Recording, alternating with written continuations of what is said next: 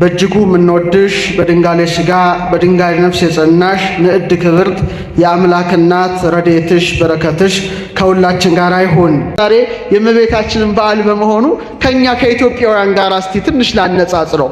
በእውነት ጌታችን በፊልጵስዩስ በሶስት ደንጊያ በማን ስም ሰራ መቅደስ? እናቱ ራሱ መቅደሱ ናት አይደለችም?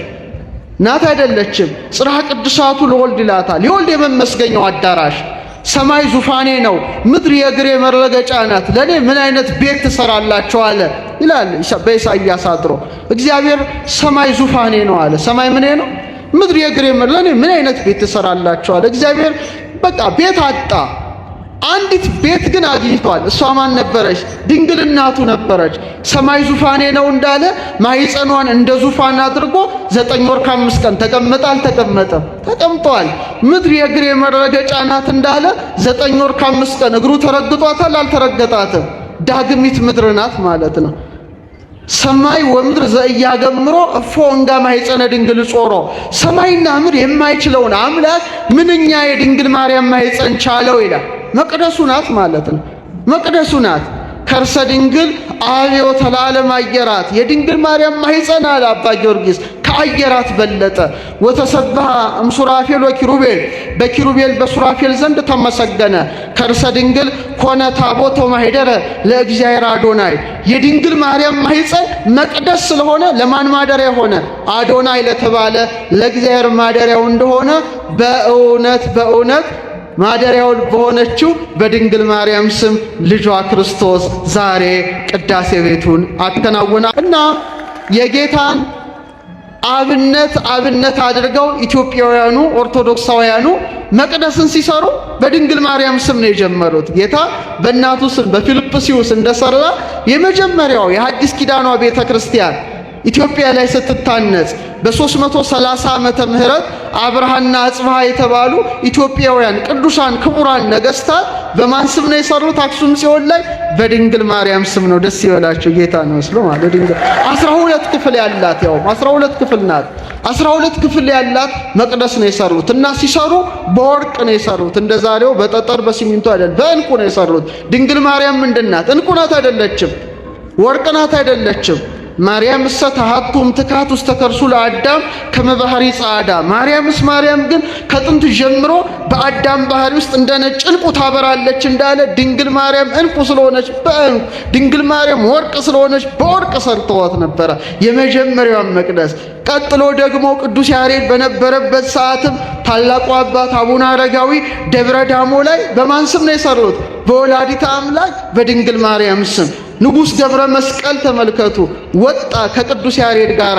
ያሬድ ደግሞ የዞረ ዞርኳት የህንፃዋን ማማር አየሁ እያለ ዘመረና ኢትዮጵያውያኑ ጌታ ያደረገውን በፊልጵስዩስ አይተው በድንግል ማርያም ስም ብዙ መቅደስ መስራት ልማዳቸው ነው። ለምሳሌ ላሊበላ እነዛን ሁሉ ውቅር አብያተ ክርስቲያናት ሲሰራ በጣም የምታምር አድርጎ የሰራው የማንን ነው? ቤተ ማርያም ናት አይደለ? 12 ምሰሶ አድርጎ የሰራት የድንግል ማርያም መቅደስ እና ነገስታቱ ሁሉ ለድንግል ማርያም በጣም ጽኑ ፍቅር ነበራቸው።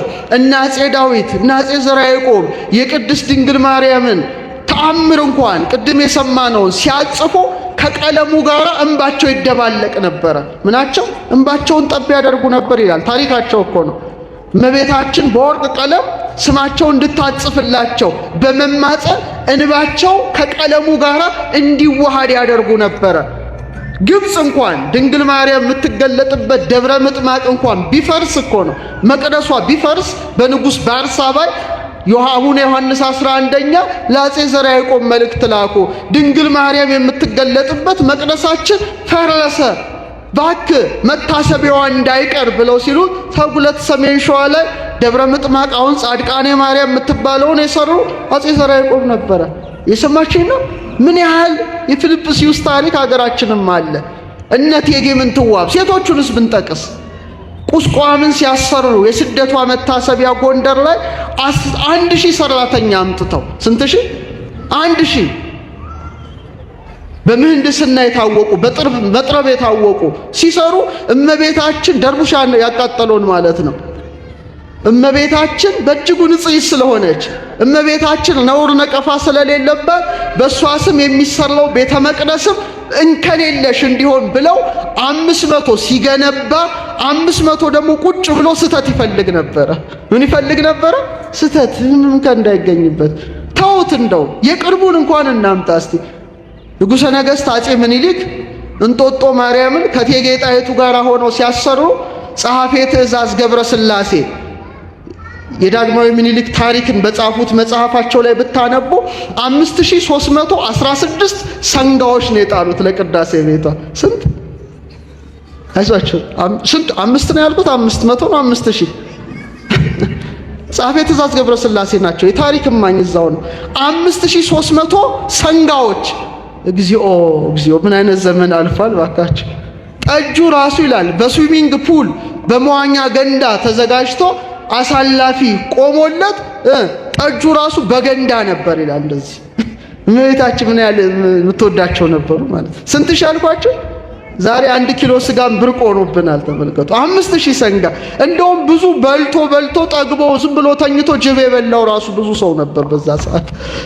እና በጣም ይገርማል። እና ኢትዮጵያውያኑ ክርስቶስ እንዳሳያቸው በድንግል ማርያም ስም መቅደስ በማነጽ የታወቁ ናቸው። ጥንት ያንጹ ነበረ፣ አሁንም ያንጻሉ፣ ወደፊትም ያንጻሉ።